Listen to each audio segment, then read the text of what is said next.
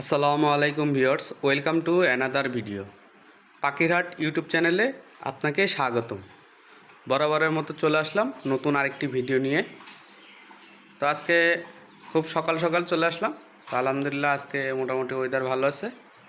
তো আপনারা কে কোথা থেকে দেখতেছেন দয়া করে চ্যানেলটি সবাই সাবস্ক্রাইব করে দেবেন এবং কমেন্ট করে জানাবেন আপনারা কেমন আছেন। তো আলহামদুলিল্লাহ আমার কবুতরগুলো ভালো আছে।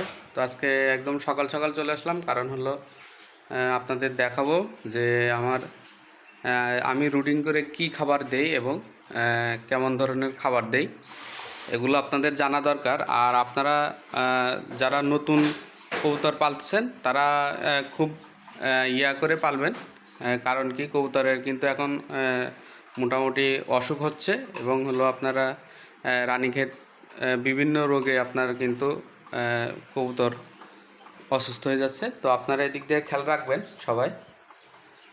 তো আমার একটা ভাই কমেন্ট করছে একটা ভিডিওতে, তো মাশাআল্লাহ আমি সেটা বলি।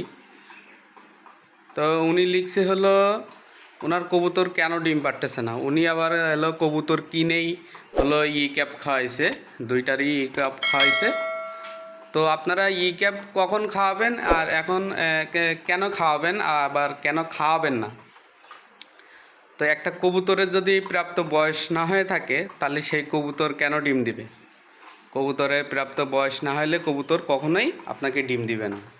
আপনি যতই ই ক্যাপ খাওয়ান আর যতই ডিম পাড়ানো ক্যাপ খাওয়ান আর হলো যতই যা খাওয়ান না কেন, যতই ওষুধ এই সেই যা আছে এগুলো যদি খাওয়ান কোনো কাজ হবে না। তো আমি কিন্তু এটা হলো ধান মিক্স, এই যে ভালোভাবে দেখতে পাচ্ছেন এটা কিন্তু ধান মিক্স।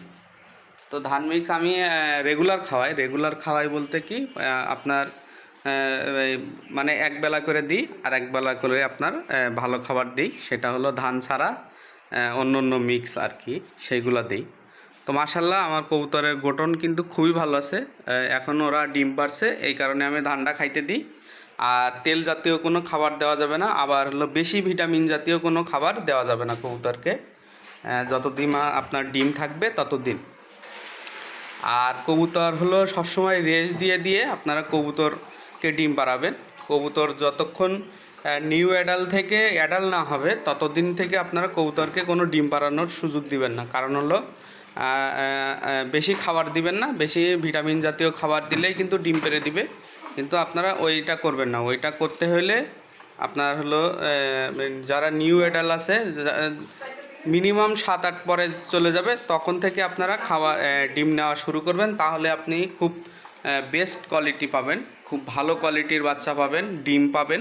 তো মাশাআল্লাহ আমার আজকে আমি একটা পোস্ট ইয়া করছি, সেটা হলো ওদের ডিম। মাশাআল্লাহ ডিম দুইটাই জমছে, মোটামুটি 10-15 দিন হয়ে গেল আলহামদুলিল্লাহ।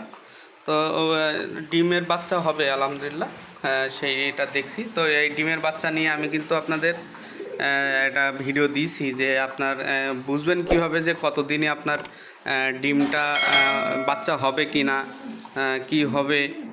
আপনি যখন বুঝবেন তখন হলো আপনি বুঝতে পারবেন যে আপনার এই ডিমে বাচ্চা হবে নাকি।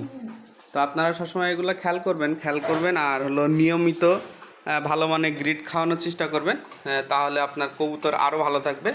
সবচেয়ে হলো গ্রিডটা আপনি কি মানের খাওয়াইতেছেন, খাবারগুলো কেমন খাওয়াবেন, এগুলো হলো আপনার নির্ধারিত একটা জিনিস করতে হবে। কারণ হলো খাবার গ্রিড এগুলো নিয়ে কিন্তু কবুতর খুব অসুস্থ হয়ে যায়। তো মাশাআল্লাহ এটা হলো মাদি কবুতর, মাশাআল্লাহ এটা হলো আপনার গ্রিজেল।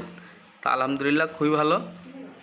তো আপনাদের দয়া, আপনারা সবাই আমার ভিডিওগুলো দেখবেন এবং লাইক কমেন্ট শেয়ার করে দিবেন, যাতে হলো আমার ভিডিওটা একটু আপনারা সাপোর্ট করবেন সবাই। তো আজকে এই পর্যন্তই, আল্লাহ হাফেজ, সবাই ভালো থাকবেন।